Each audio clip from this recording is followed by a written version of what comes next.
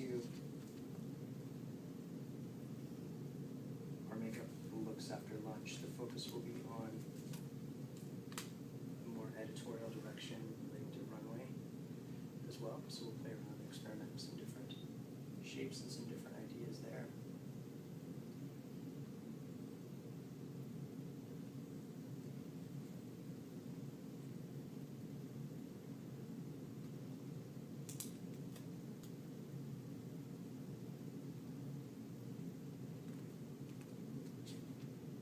So for this style, the eyes open, so chin up just a bit, and just looking down and away from me. So really stretching out the inner corner of the eye, which is really essential to accessing that shape. It's literally impossible to do with the eyes closed to get that final line. So just stretching out that inner corner.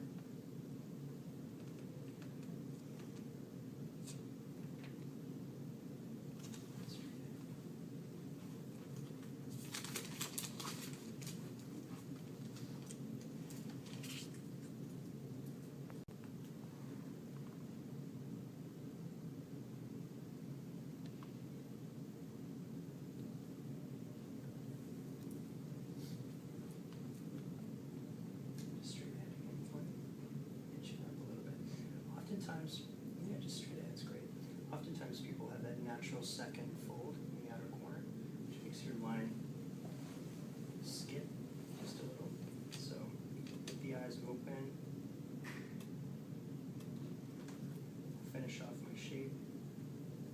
Really make sure that the shape that I'm creating looks like an exaggerated extension coming directionally from the lower lash line from my angle. So we don't end up with just a check mark that doesn't look like it connects to the shape. But the guideline for our angle is always going to be the curve of that lower lash line in order to make it look authentic. Straight ahead again.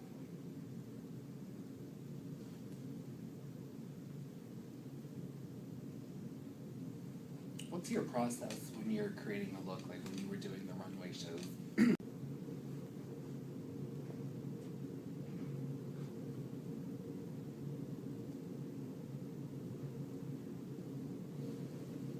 Straight ahead, look straight ahead. So blush for me, I always like blush to look as though it's coming through the skin. So the application is one thing, but it's the process after that's more important to me, which is rolling over it with a little bit of foundation.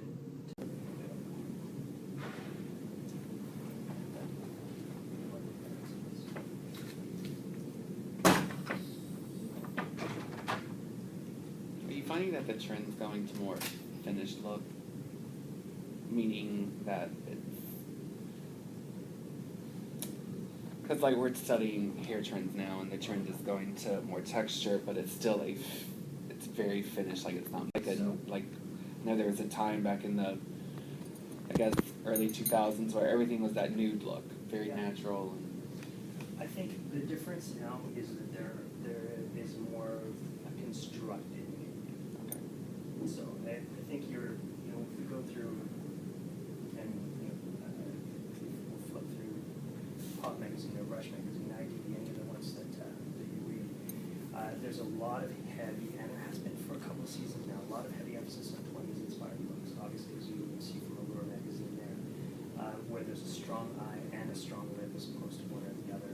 But there's also the opposite of that. There's the nude, constructed face of the 90s, which is, when I think of 90s makeups, I think for the most part of neutral but not natural. Right. For me, I feel like 2010 and beyond is that neutral constructed face, but with more contemporary textures.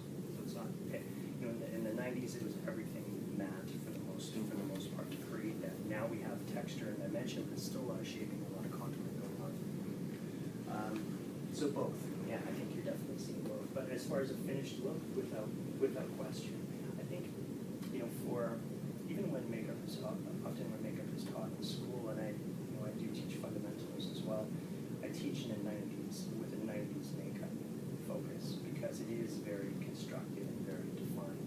If you teach 2000s makeup, it's so varied, it's so in 2000s, it's a coat of mascara and lip gloss. Right. You know, so there's really nothing to learn there from a dimensional perspective. It's more just creative interpretation.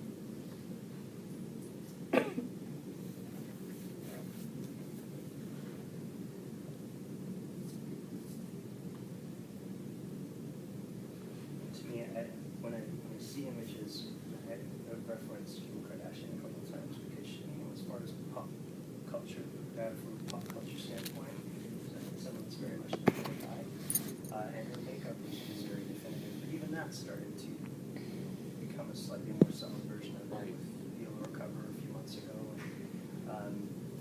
But that heavily constructed, super blown out under eye areas, that is just